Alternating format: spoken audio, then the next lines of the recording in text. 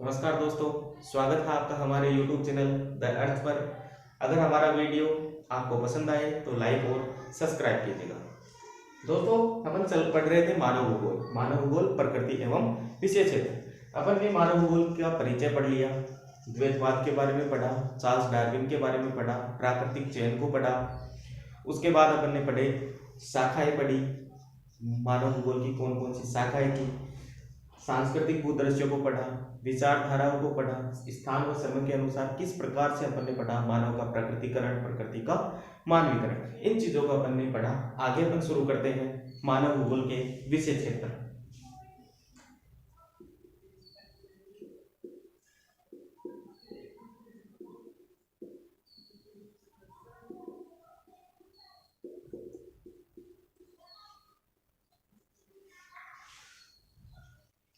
मानव भूगोल के विषय क्षेत्र। दोस्तों, मानव भूगोल मानव की क्रियाओं की उत्पत्ति सभी सांस्कृतिक तथ्यों का क्या किया जाता है, अध्ययन किया जाता है।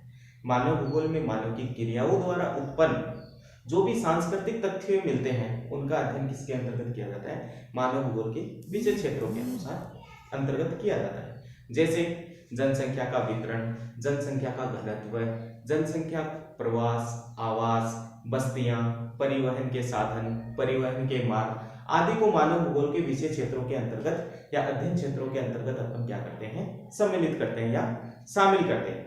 मानव भूगोलवेता विदाल्डी लाप्लास ने मानव भूगोल के विषय क्षेत्रों को तीन भागों में बांटा। मानव भूगोल के विषय क्षेत्रों को ब्लास ने बांटा तीन भागों में। ब्लास ने बांटा तीन भागों में। दोस्तों, मानव भूगोल के जो विषय क्षेत्र हैं विदाल्डी लाप्लास ने उनको तीन भागों में बांट दिया। कौन कौन से? जनसंख्या, परिवहन और सांस्कृतिक भूदृश्य। जनसंख्या, परिवहन और सांस्कृतिक भूदृश्य। इन तीन भागों में विदाल्डी लाप्लास ने मानव भूगोल के विषय क्षेत्रों को बांट दिया। जनसंख्या, परिवहन तथा सांस्कृतिक भूदृश्य। जनसंख्या, दोस्तों जनसंख्या किसे कहते हैं, क्या होती है जनसंख्या? किसी भी निश्चित स्थान पर निश्चित समय में निवास करने वाले लोगों की संख्या जनसंख्या कहलाती है। किसी भी निश्चित स्थान पर निश्चित समय में निवास करने वाले लोगों की संख्या क्या कहलाती है, जनसंख्या कहलाती है। जैसे 2011 के अनुसार भारत की जनसंख्या 121.02 करोड़ है। स्थान भारत, समय 2011, लोगों की संख्या 121.02। तो ये क्या हो गई, जनसंख्या। परिवहन, व्यक्तियों तथा वस्तुओं को एक स्थान से दूसरे स्थान पर लाने व ले जाने की व्यवस्था क्या कहलाती है, परिवहन कहलाती है।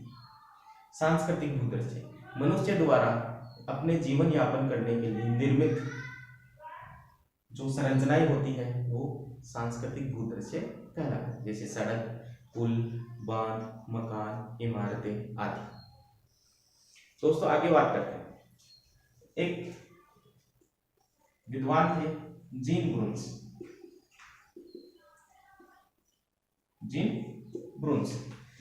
ब्रून्स ने भी मानव भूगोल के विषय क्षेत्रों के बारे में बताया।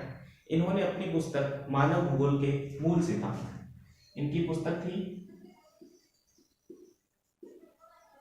मानव भूगोल के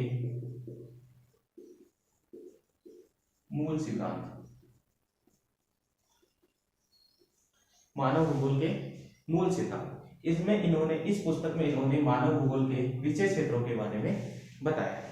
इन्होंने मानव भूगोल के विषय क्षेत्रों में किन किन चीजों को शामिल किया है बताते हैं। सबसे पहले मिट्टी का उपयोग। पहला, मिट्टी का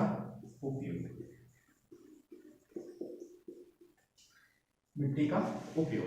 दोस्तों, इन्होंने अपनी पुस्तक मानव भूगोल के मूल सिद्धांत में मानव भूगोल के विषय क्षेत्रों के बारे में बताया, जिनमें सबसे पहला कौन सा था, मिट्टी का उपयोग। यानी मानव किस प्रकार मिट्टी के साथ अपनी उपयोगिता को पूर्ण करता है, ये इसका विषय क्षेत्र के अंतर्गत इन्होंने शामिल किया। फिर है आवासीय बस्तियां, आवासीय बस्तियां एवं मकान।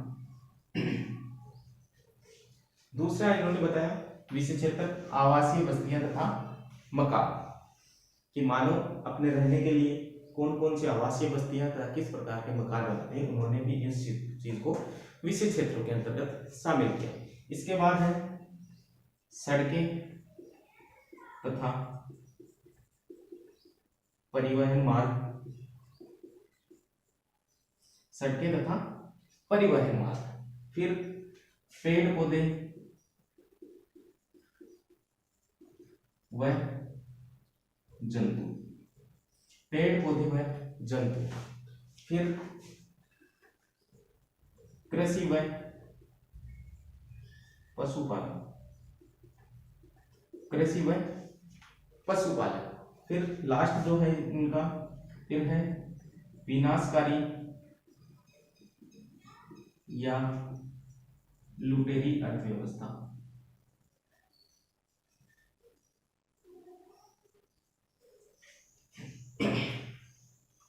जिन पुरुष ने अपनी पुस्तक मानव भूगोल के मूल सिद्धांत में मानव भूगोल के क्या बताए, विषय क्षेत्र बताए, जिन्होंने इनमें विषय क्षेत्रों को किन किन चीजों को शामिल किया, मिट्टी का उपयोग, आवास बस्तियां एवं मकान, सड़कें, परिवहन मार्ग, पेड़ पौधे व जीव जंतु, कृषि व पशुपालन, विनाशकारी या लुटेरी अर्थव्यवस्था, इन चीजों को इन्होंने विषय क्षेत्रों के अंतर्गत। दोस्तों आगे बढ़ते हैं हम मानव भूगोल के अध्ययन के उपागम। मानव भूगोल के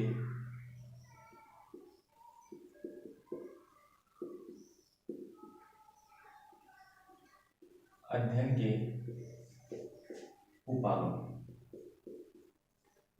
मानव भूगोल के अध्ययन के उपागम, यानी मानव भूगोल का अध्ययन किन किन स्टेप के हिसाब से किया जाता है, किन किन सोपानों के आधार पर किया जाता है, किन किन उपागमों के आधार पर किया जाता है, वो अपन देखने वाले।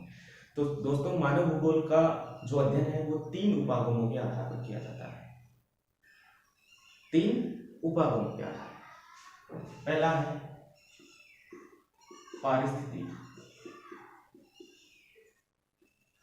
पारिस्थितिकी उपागम, पहला है पारिस्थितिकी उपागम। दूसरा क्रमबद्ध उपागम, क्रमबद्ध उपागम। पहला पारिस्थितिकी, दूसरा क्रमबद्ध और तीसरा उपागम है प्रादेशिक उपागम।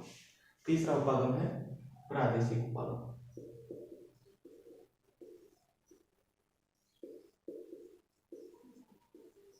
तीसरा उपागम है प्रादेशिक उपागम। दोस्तों मानव भूगोल के अध्ययन के 3 उपागम है, पारिस्थितिकी उपागम, क्रमबद्ध उपागम और प्रादेशिक उपागम। दोस्तों पारिस्थितिकी उपागम की शुरुआत 1880 में, पारिस्थितिकी उपागम की शुरुआत कब से मानी जाती है, 1880 से मानी जाती है। इसके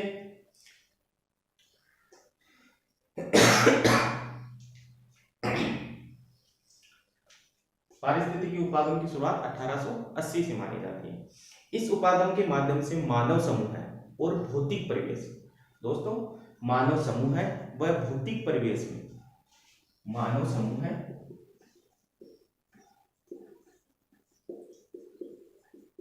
भौतिक परिवेश।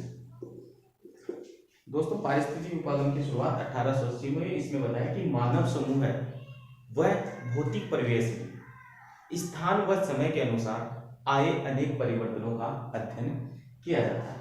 इनमें जो परिवर्तन आया है, इनमें जो भी परिवर्तन आया है उनका अध्ययन किसमें किया जाता है, पारिस्थितिकी उपागम में किया जाता है। पारिस्थितिकी उपागम की शुरुआत 1880 से मानी जाती है। इसके अंतर्गत मानव समूह व उनके भौतिक परिवेश में स्थान व समय के अनुसार जो परिवर्तन आए उनका अध्ययन किसमें किया जाता है, पारिस्थितिकी उपागम में किया जाता है।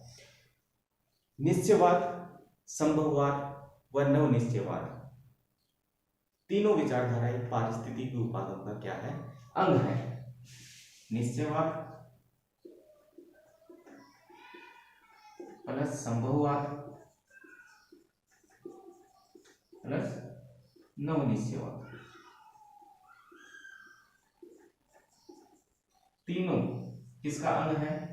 पारिस्थितिकी उपागम का अंग है। आगे बात करते हैं दोस्तों क्रमबद्ध उपागम की। क्रमबद्ध उपागम के जो समर्थक थे वो थे अलेक्जेंडर हम्बोल्ट।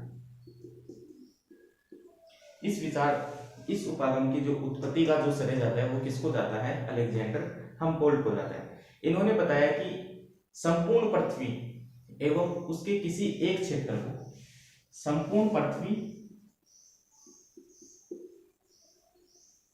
के किसी एक क्षेत्र को इकाई, संपूर्ण पृथ्वी के किसी एक क्षेत्र को इकाई मान लिया जाता है। क्या मान लिया जाता है? इकाई मान लिया जाता है। किसी भी एक क्षेत्र को चुन लिया जाता है और उसमें उनके भौतिक जो घटक है उनका एक एक करके क्या किया जाता है? अध्ययन किया जाता है। किसका? भौतिक घटकों का, भौतिक घटकों का अध्ययन किया जाता है। भौतिक घटकों का अध्ययन किया जाता है। भौतिक घटक कौन कौन से? उच्चावच, मिट्टी, वनस्पति, कृषि, ये सभी क्या है? भौतिक घटक है। उद्योग आदि, इन सभी का अध्ययन इसके अंतर्गत किया जाता है। फिर बच गया प्रादेशिक उपागम। इसकी उत्पत्ति का श्रेय कोल रीटर को जाता है। कोल रीटर को जाता है। इसके तहत संपूर्ण पृथ्वी को छोटे छोटे समान भागों में बांट लिया जाता है। पृथ्वी को छोटे छोटे समान भागों में बांटा जाता है और उनका एक एक करके उनका क्या किया जाता है? अध्ययन किया जाता है, जिनको क्या कहते हैं? इन्हें प्रदेश कहते हैं।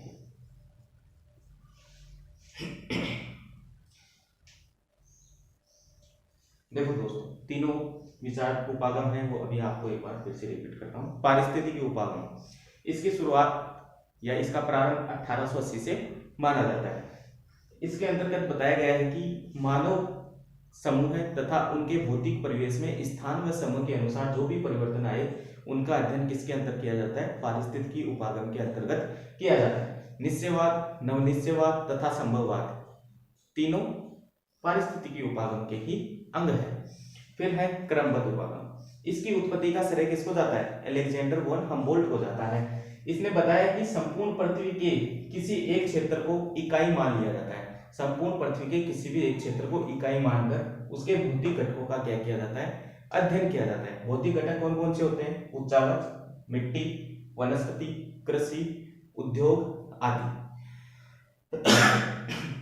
ये क्रमबद्ध उपागम। फिर प्रादेशिक उपागम। प्रादेशिक उपागम की उत्पत्ति का श्रेय कोल रीटर को जाता है। इसमें बताया कि संपूर्ण पृथ्वी को छोटे छोटे समान भागों में बांट लिया जाता है, जिनको क्या कहते हैं? प्रदेश कहते हैं, और इनका एक एक करके क्या किया जाता है? अध्ययन किया जाता है। इसकी उत्पत्ति का श्रेय ब्लास, इसकी उत्पत्ति का श्रेय ब्लास होर्टसोन रिचियोफेन को जाता है। इसकी उत्पत्ति का श्रेय ब्लास, होर्टसोन और रिचियोफेन को जाता है।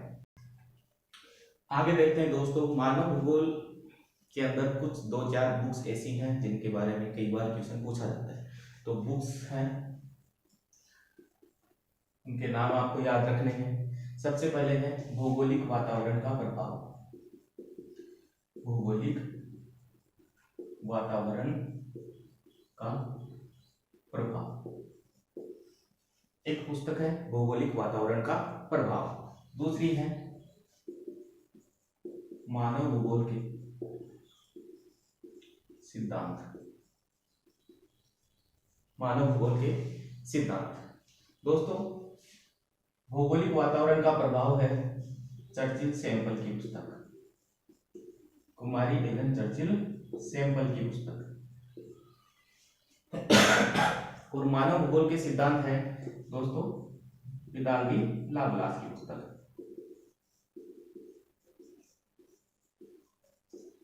ध्यान रखना, भौगोलिक वातावरण का प्रभाव चर्चिल सैंपल, मानव भूगोल के सिद्धांत पितालगी लाप्लास।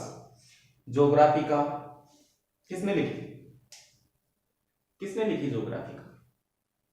इरेटास्थेनीज ने। एंथ्रोपोजोग्राफी फ्रेडरिक रेटल ने। प्रजातियों की उत्पत्ति चार्ल्स डार्विन ने। आगे बात करते हैं दोस्तों 1970 के दशक में विभिन्न विचारधाराओं का उदय हुआ। 1970 के दशक में अनेक विचारधाराओं का उदय हुआ, जिनमें प्रमुख थी मानवतावादी, आमूलवादी और व्यवहारवादी।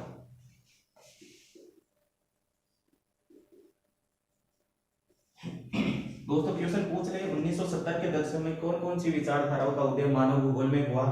तो मानवतावादी, आमूलवादी और व्यवहारवादी, इन तीन विचारधाराओं का उदय मानव भूगोल में 1970 के दशक में हुआ। दोस्तों इसी के साथ हमारा जो पहला चैप्टर है मानव भूगोल प्रकृति एवं विषय क्षेत्र वो पूरा होता है। उम्मीद करता हूँ आपको ये चैप्टर पसंद आया होगा, तो ज़्यादा से ज़्यादा लाइक और सब्सक्राइब करें और शेयर करें, ताकि आप जैसे कई विद्यार्थियों के पास हमारा ये वीडियो पहुंचे और उनकी जो पढ़ाई है वो बाधित ना हो। दोस्तों देश में विपरीत परिस्थितियां चल रही है, कोरोना वायरस को लेकर जो लॉकडाउन चल रहा है, तो मैं उम्मीद करता हूं आप सभी घर में होंगे, सुरक्षित होंगे। जय हिंद, जय भारत।